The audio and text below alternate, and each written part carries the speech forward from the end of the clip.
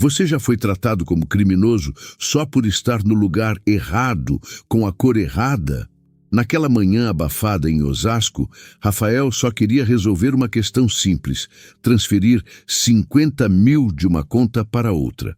Estava de chinelo, bermuda e uma camisa polo azul clara, roupa confortável para um dia de folga. O dinheiro era fruto da venda de um carro, documentada, limpa, suada. Ele foi direto à agência do Banco do Brasil, carteira em mãos, CPF, comprovante da transação e tudo pronto para agilizar. Mas bastou ele cruzar a porta giratória com o envelope pardo nas mãos e os olhos da gerente congelaram. 2 atendentes cochicharam. Uma cliente o observou com desconfiança, o celular meio escondido, como se gravasse. Minutos depois, Rafael ainda aguardava, quando 2 viaturas da polícia militar pararam com pressa na porta da agência. Ninguém o avisou, ninguém explicou, só apontaram: é ele. 2 policiais entraram como se estivessem numa operação. Levanta, mostra as mãos! Gritou um deles, já com a mão no coldre. Rafael levantou sim, mas junto com ele veio um silêncio denso. Todos no banco pararam, e ninguém se mexeu. Afinal, qual era o crime? Rafael, homem negro de 34 anos, barbeiro e pequeno empresário, não resistiu. Só perguntou calmo, com voz baixa: posso saber o motivo da abordagem? Foi quando o policial respondeu, sem piscar: recebemos uma denúncia de movimentação suspeita. Dizem que você tentou aplicar um golpe. A gerente se aproximou, hesitante, mas ainda em silêncio. Ela não esperava que ele fosse falar o que falou, e muito menos o que ele mostrou em seguida. O que aconteceu nos minutos seguintes fez todo mundo ali, inclusive ela, engolir seco. Movimentação suspeita? Rafael repetiu, tentando manter o tom calmo, mesmo com a garganta seca. O envelope com os 50 mil reais ainda estava em cima da mesa, entre ele e o gerente de atendimento, que havia sumido do ambiente assim que os PMs entraram. Os 2 policiais, um branco, alto, com o rosto fechado e a mão ainda próxima à arma, o outro mais jovem, visivelmente inseguro, continuavam em posição de alerta. A gerente Silvia finalmente se aproximou. Senhores, eu apenas pedi uma verificação. Foi um procedimento de segurança. O valor era alto. Ele insistiu em fazer a transação em dinheiro vivo e... Rafael interrompeu, ainda sentado, com as mãos à vista. Eu trouxe os documentos. Tenho a nota da venda, o extrato da conta de onde o dinheiro saiu. Meu nome está em tudo. Isso não é crime, é um depósito, não um assalto. O PM mais novo pareceu hesitar. O mais velho, não. Fica de pé devagar, mãos na cabeça. Vamos revistar. Revistar por quê? Rafael levantou, mas não obedeceu imediatamente. O banco estava em silêncio. Até o barulho do ar-condicionado parecia alto demais. Senhor, colaboração evita problema, disse o mais velho. Tem cliente que relatou comportamento suspeito. Recebemos chamada da agência. Estamos fazendo o nosso trabalho. Teu trabalho é me revistar sem mandado, sem flagrante. Baseado em quê? No meu tom de pele ou no valor do envelope? A gerente interveio de novo, agora visivelmente constrangida. Não foi uma denúncia direta, foi um pedido de verificação interna. Eu achei estranho um valor tão alto e a insistência dele em não agendar. Normalmente, clientes avisam antes. Rafael se virou devagar para ela, agora de pé, braços ainda relaxados ao lado do corpo. E você achou estranho por quê, Silvia? Porque eu estava de bermuda? Porque sou negro? Porque entrei nesse banco com dinheiro e sem terno? A gerente não respondeu. O policial mais velho, incomodado com a firmeza de Rafael, voltou a ordenar. Encosta na parede agora. Isso aqui pode ser resolvido rápido, mas se continuar resistindo, vai piorar. Foi nesse momento que Rafael tirou algo do bolso da frente, bem devagar. Os policiais ficaram tensos, mãos indo direto às armas. Rafael ergueu um pequeno cartão azul e branco com o símbolo da OAB e seu nome em letras claras. Rafael Barbosa da Silva, advogado, OAB SP 382.647. Eu conheço a lei. E conheço meus direitos. Tô sendo discriminado por um julgamento visual. Isso aqui é racismo institucional. Se me tocarem sem justificativa legal, já adianto. O processo vai vir pesado. Os PMs ficaram em silêncio. Sílvia ficou pálida. O policial mais novo tentou consertar. Doutor, entenda, a gente só veio averiguar. É que houve um histórico de tentativa de fraude nesse banco. E o protocolo? Protocolo é o caramba. Rafael cortou sem elevar a voz. Protocolo exige escuta, identificação, mediação. Vocês entraram aqui como se eu fosse um assaltante. Por quê? Porque sou negro? Porque tô com dinheiro vivo? Porque alguém fez um julgamento e vocês seguiram no automático? Sílvia tentou justificar novamente, agora quase implorando. Eu vi o envelope, o valor, fiquei assustada. Já tivemos problemas com estelionatários aqui, então preferi acionar a segurança. Não imaginei que fosse isso. Isso o quê? Rafael insistiu. Uma pessoa preta com dinheiro só pode ser criminosa, é isso? E se eu fosse um empresário, um artista, um herdeiro? Você teria chamado a polícia? O silêncio respondeu por ela. Rafael respirou fundo. Olhou em volta. Clientes olhavam, mas nenhum se manifestava. Alguns abaixavam a cabeça, outros filmavam discretamente com o celular. Anotem aí, artigo 5º, inciso XLI da Constituição. A lei punirá qualquer discriminação atentatória dos direitos e liberdades fundamentais. E mais, artigo 20 da lei no 7.716, que trata de crimes resultantes de preconceito de raça. Tô dizendo isso agora com calma, porque não quero que depois digam que reagi. Ele tirou o celular, começou a gravar. Meu nome é Rafael Barbosa, sou advogado, estou sendo alvo de racismo institucional dentro da agência do Banco do Brasil, da Avenida dos Autonomistas, em Osasco.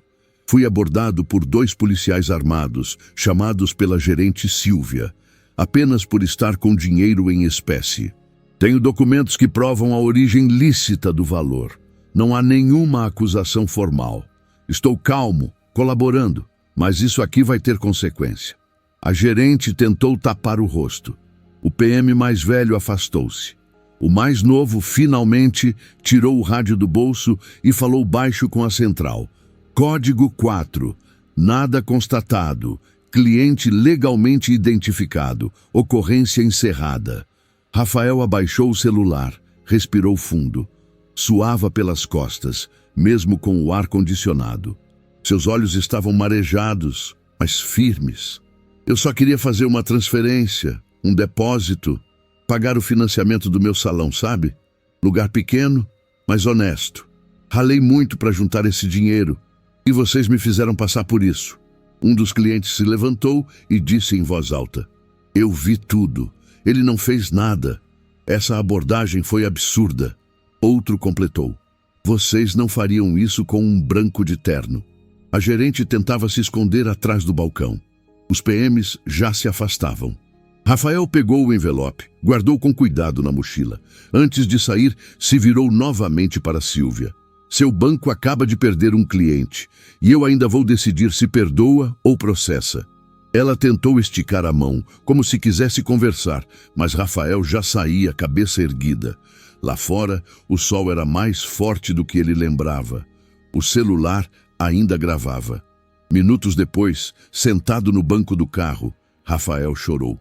Não de medo, nem de raiva, de cansaço. Cansaço de sempre ter que explicar quem é. De sempre ter que provar que merece estar ali. De sempre ser visto como suspeito antes de ser visto como ser humano. Naquele dia, ele não foi à delegacia, nem registrou boletim. Ainda. Mas postou o vídeo, sem cortes, sem legenda dramática, apenas os fatos. 3 horas depois, estava viralizando. Com prazer. A seguir, o bloco 3, com aproximadamente 1000 palavras, mantendo o foco na progressão dramática, nas consequências da exposição pública e no impacto emocional vivido por Rafael. A história aprofunda as reações sociais e institucionais, sem perder a carga humana e crítica. Bloco 3. Na manhã seguinte, Rafael acordou com o celular vibrando sem parar. Notificações, menções, mensagens diretas. O vídeo tinha ultrapassado 200 mil visualizações em menos de 12 horas. O título Advogado Negro é tratado como criminoso por gerente de banco. Estava em dezenas de perfis no Twitter, no Instagram, no TikTok. Alguns influenciadores de direitos humanos já comentavam. Outros estavam pedindo entrevista. O rosto de Rafael, sério, firme, em frente à câmera do celular, tornara-se símbolo de algo maior. Algo que doía fundo em milhares de pessoas que se viram nele. Mas ele não sentia orgulho naquele momento. Sentia exaustão.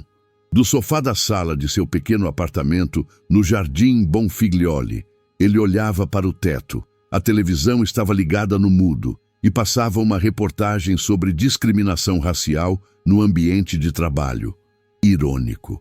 Era como se o mundo o estivesse chamando o tempo todo para lembrar. Você é negro e isso nunca será ignorado. O telefone tocou. Era sua irmã, Lúcia, enfermeira no Hospital das Clínicas. Rafa, você tá bem? Eu vi o vídeo. A galera do plantão viu também. Estão todos revoltados. Eu tô bem, mais ou menos, só cansado. Você vai levar isso adiante, né?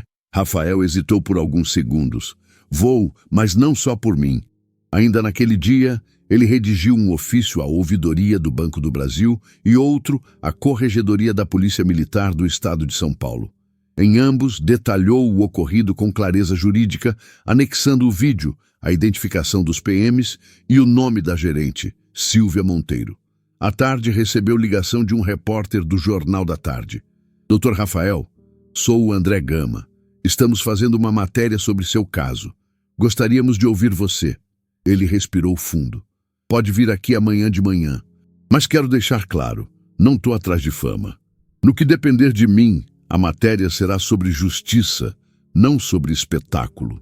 No dia seguinte, a matéria estampava o site do jornal com o título Advogado Negro é alvo de abordagem racista em Banco de Osasco. Me olharam como um criminoso. A reportagem logo chegou ao G1, UOL, e depois aos jornais televisivos. A imagem de Rafael falando com a voz serena, mostrando sua carteira da OAB e sendo ignorado, gerou indignação em todo o país. A Ordem dos Advogados do Brasil soltou nota oficial em defesa de Rafael e abriu procedimento para acompanhar o caso. No fim da semana, o Banco do Brasil publicou um posicionamento genérico em suas redes. Repudiamos qualquer ato de discriminação e estamos apurando os fatos ocorridos na agência de Osasco. Reforçamos nosso compromisso com a diversidade e o respeito. Nos comentários, a revolta. Compromisso é demitir a gerente, não nota de repúdio. E se ele não fosse advogado? Esse país só respeita quem carrega um crachá. No sábado, Rafael foi convidado a participar de uma roda de conversa no Centro de Referência em Direitos Humanos de Perus, na Zona Norte. Foi a primeira vez que falou pessoalmente sobre o caso diante de uma plateia. Cadeiras de plástico dispostas em círculo, jovens negros, mães periféricas, líderes comunitários, todos atentos. Rafael falou com voz firme, mas com as mãos tremendo. Não foi só sobre mim. Foi sobre todo mundo que carrega essa pele e precisa explicar o tempo todo que não é ladrão, não é suspeito, não é ameaça. Eu sou advogado. Mas podia ser um motoboy, um vendedor de loja, um entregador. Se fosse, será que estariam aqui me ouvindo? Um silêncio pesado tomou a sala. Eu fiquei calmo, porque sabia o que eles poderiam fazer se eu levantasse o tom. Eu me mantive firme porque sei o que é ter uma arma apontada e não saber se vai voltar para casa. A coordenadora do centro, dona Janira, se aproximou no fim da roda, segurando um bolo simples de fubá numa vasilha plástica. Você falou por nós, filho, por todos os que não têm voz ou câmera para registrar o absurdo. Obrigada. Na segunda-feira seguinte, Rafael recebeu uma ligação da corregedoria. Doutor, já recebemos seu relato. O caso será encaminhado para a apuração interna. Os 2 policiais foram afastados temporariamente. Tem previsão para conclusão? Infelizmente, não. Mas seu relato tem peso, ainda mais com o vídeo.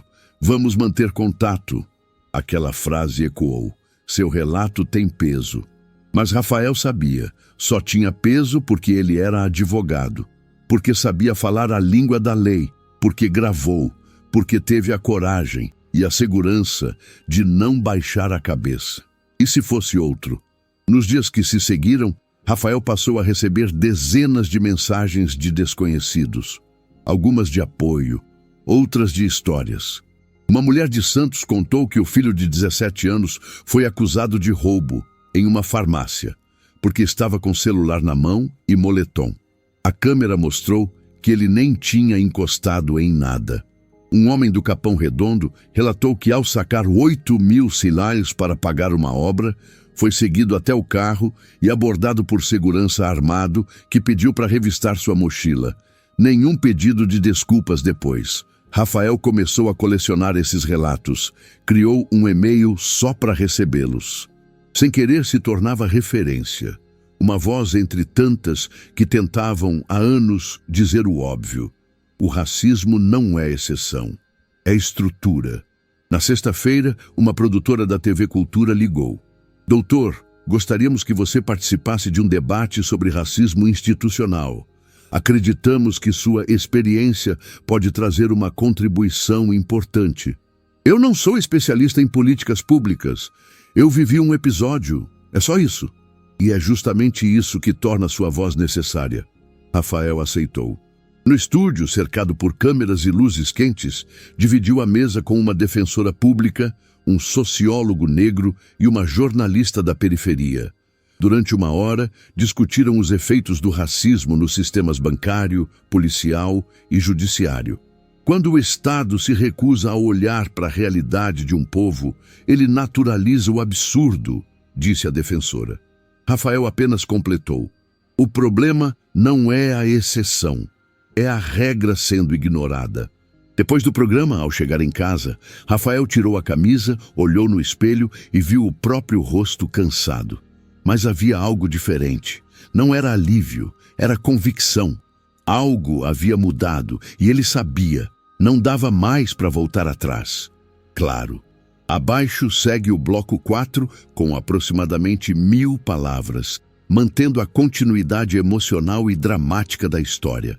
O foco agora recai sobre os desdobramentos legais, institucionais e pessoais, aprofundando as consequências do caso para Rafael e para os envolvidos, e destacando o peso de enfrentar o sistema. Bloco 4.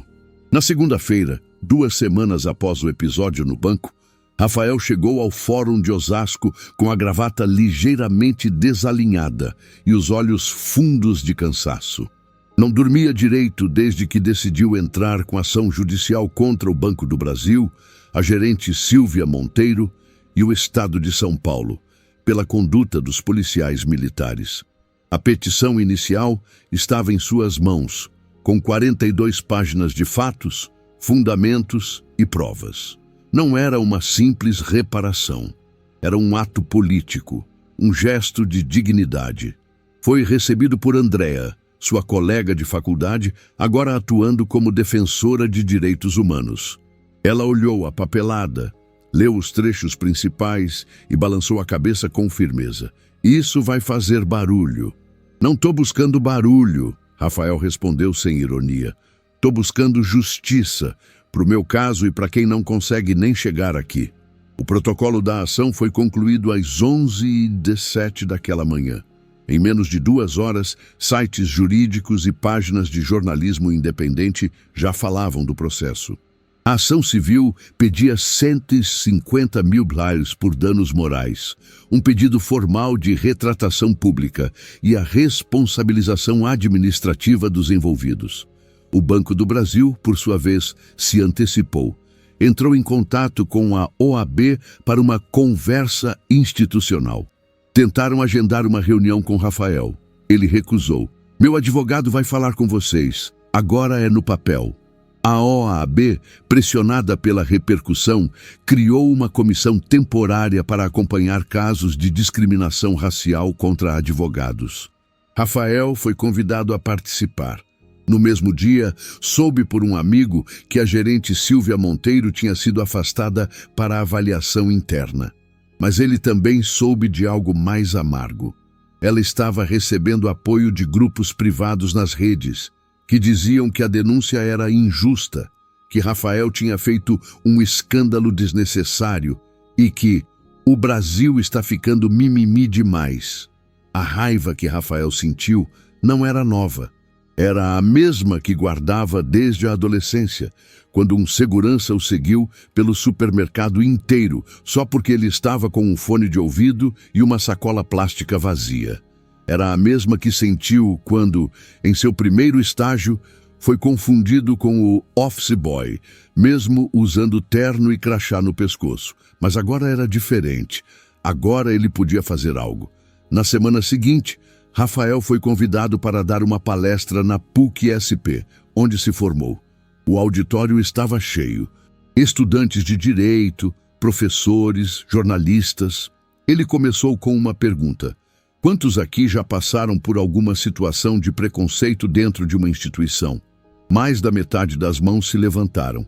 Brancos, negros, pardos. Mas quando ele perguntou, quantos foram ouvidos de fato quando denunciaram? A maioria das mãos caiu. É isso que eu quero mostrar, disse Rafael. Não é só o ato de discriminação, é o silêncio que vem depois. O protocolo frio, a falta de consequência. O vamos apurar, a tal da falha de comunicação, a neutralidade que protege o agressor e deixa a vítima como exagerada. A palestra virou um vídeo, e o vídeo virou mais uma onda. Com a repercussão crescendo, uma parlamentar estadual negra entrou em contato. Deputada Leonora Batista, do PSOL. Ela queria usar o caso para reforçar um projeto de lei que já tramitava na Assembleia. A obrigatoriedade de formação antirracista anual para todos os servidores públicos do Estado, incluindo bancários, policiais, professores e atendentes do SUS. Seu caso pode acelerar esse processo, Rafael. Se topar, quero você comigo na audiência pública. Rafael hesitou. Ele não era político, não era ativista de carreira. Era um advogado que queria viver sua vida em paz. Mas paz, ele entendeu, não era uma concessão, era uma construção. Eu topo, mas não quero ser usado como símbolo, quero ser escutado como cidadão. Na audiência, seu depoimento foi contundente. Na plateia, parlamentares visivelmente desconfortáveis, outros atentos, mexidos. Rafael não usou termos técnicos, não citou jurisprudência, falou como um homem que precisou aprender a negociar sua dignidade com cuidado, todos os dias. Se eu não tivesse mostrado minha OAB, talvez não estivesse aqui hoje. E isso diz tudo. Nos dias que se seguiram, o Banco do Brasil procurou um acordo extrajudicial. Ofereceram 50 mil reais e uma retratação privada. Rafael recusou. Vocês não entenderam. Eu não estou atrás de um valor. Estou atrás de um precedente. A gerente Silvia Monteiro, por sua vez, entrou com representação contra Rafael por danos à imagem e exposição indevida. Disse que havia sido vítima de linchamento virtual e que sua vida foi destruída por uma gravação tendenciosa. O processo, porém, não foi adiante. O juiz considerou que o vídeo era de interesse público e estava protegido pelo direito à legítima defesa de imagem e dignidade. A cada novo capítulo, Rafael sentia o peso de ser porta-voz de algo que não escolheu. Começou a ter dificuldade para dormir, pesadelos, acordava com taquicardia. Em um desses dias, ligou para seu psicólogo, com quem fazia sessões esporádicas desde o fim de um relacionamento conturbado. Eu não sei se estou aguentando. Eu só queria viver, trabalhar, voltar para casa, ser invisível de vez em quando, ser só eu.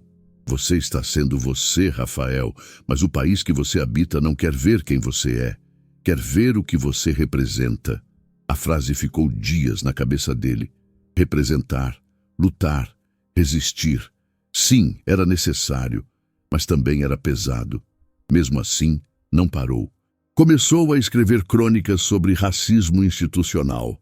Publicava semanalmente no Medium. Os textos foram ganhando leitores. Em pouco tempo, uma editora o procurou para lançar uma coletânea em formato de livro. E em um dia qualquer, voltando de metrô para casa, um adolescente negro com uniforme da rede estadual o parou na plataforma da Estação Pinheiros. "Você é o cara do vídeo, né?" Rafael assentiu, meio sem saber o que esperar. "Valeu por ter falado. Meu pai é segurança de shopping. Passa coisa parecida direto, mas nunca teve coragem de denunciar." O garoto estendeu a mão. Rafael apertou. "Você me deu coragem, tio. Um dia eu também quero ser advogado." Rafael sorriu, mesmo com os olhos marejando. "Vai ser, e quando for, me procura. A gente toma um café e conversa sobre a vida." Naquela noite, ele sentou sozinho no terraço do prédio, com uma xícara de café amargo nas mãos. Olhou para a cidade em silêncio. Ele não era mais apenas Rafael. Era um nome que incomodava. E sabia, era só o começo. Claro, a seguir, o bloco 5, final, com mais de 800 palavras, concluindo a jornada de Rafael com força emocional, reflexão social e um chamado final impactante. Bloco 5. 3 meses depois daquele dia no banco, Rafael voltou à mesma agência. Não porque quisesse, mas porque precisava encerrar sua conta. Formalmente, entrou com a cabeça erguida, pasta na mão, terno escuro. O ambiente estava diferente, reformado, mais iluminado, menos lotado. Havia cartazes sobre compromisso com a diversidade nas paredes. Um aviso sobre conduta ética no atendimento perto da porta giratória. Tudo muito bonito, muito simbólico. Mas ele sabia, símbolo sem prática é maquiagem. Foi atendido por uma funcionária nova. Jovem, nervosa, o reconheceu na hora, tentou disfarçar, mas os olhos arregalados a entregaram. "Senhor Rafael, o senhor deseja encerrar sua conta?" "Sim.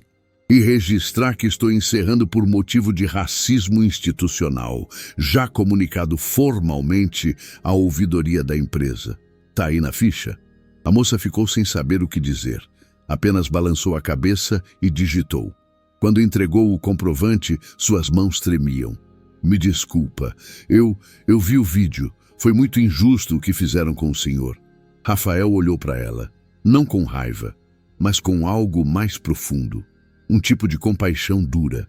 Como quem vê alguém acordando num mundo que já era real há muito tempo. "Não fizeram só comigo, fizeram com muitos. Eu só filmei." Na saída parou em frente à porta de vidro. Olhou o reflexo. Não viu mais o homem da camisa polo, da mochila nas costas e envelope pardo na mão. Viu outro Rafael, mais maduro, mais cansado, mas também mais inteiro. Do lado de fora, um carro preto o esperava. Era a equipe de uma produtora independente. Estavam gravando um documentário sobre racismo estrutural nas instituições brasileiras. Rafael havia aceitado dar um depoimento, não como protagonista, mas como testemunha. Sentou diante da câmera, ajustou o microfone preso à lapela e, antes de qualquer pergunta, disse algo que surpreendeu a todos. "Eu não sou um herói. Só fiz o que era certo, e o que é certo neste país ainda é tratado como provocação." A entrevista durou mais de 1 hora. Ele falou sobre leis, sobre medo, sobre estratégias de sobrevivência, mas também falou sobre sonho. "Eu ainda sonho com o dia em que um homem negro vai entrar num banco com dinheiro na mão e ser atendido com o mesmo respeito de um branco engravatado, sem ter que provar nada, sem ter que explicar tudo." No mês seguinte, a ação judicial avançou. A justiça determinou que o Banco do Brasil fizesse uma retratação pública e arcasse com uma indenização por danos morais. Os policiais envolvidos foram formalmente advertidos e a Corregedoria recomendou requalificação obrigatória. A gerente Silvia Monteiro foi transferida para outra agência e afastada do atendimento ao público. Rafael recebeu mensagens de conhecidos celebrando a vitória. Mas ele não sentia que tinha vencido, sentia que tinha sobrevivido. E isso, no Brasil, já era uma luta diária. num domingo à tarde, foi convidado a participar de uma roda de conversa na favela do Real Parque, em São Paulo. O tema: como reagir em abordagens racistas. Mais de 80 jovens compareceram, muitos com suas mães, outros com histórias já vividas. Ele não levou slides, nem discurso pronto, levou presença. Vocês não precisam ser advogados para se defender, disse. Mas precisam entender que o silêncio protege quem oprime. Uma adolescente levantou a mão. Mas e se a gente grita e ninguém escuta? Rafael pensou por um segundo.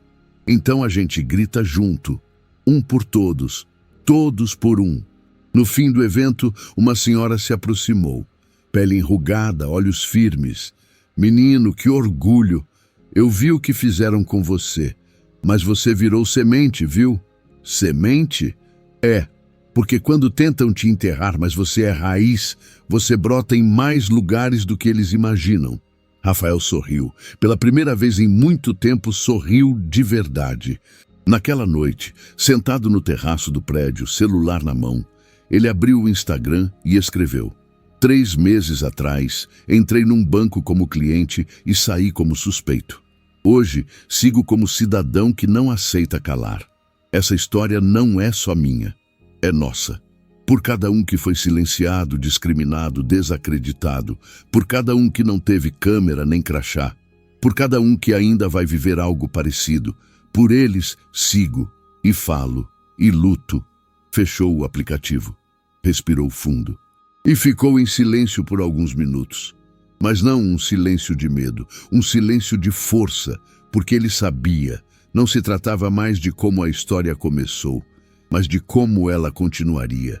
Se você já se sentiu julgado antes mesmo de abrir a boca, se já te olharam torto só pela sua cor, roupa ou endereço, se você já pensou em calar para evitar conflito, essa história é para você. Não basta assistir, é hora de agir. Inscreva-se no canal e compartilhe essa história. Mais vozes precisam ser escutadas. Mais histórias precisam ser contadas. O silêncio nunca protegeu os nossos. A fala, sim, a fala transforma.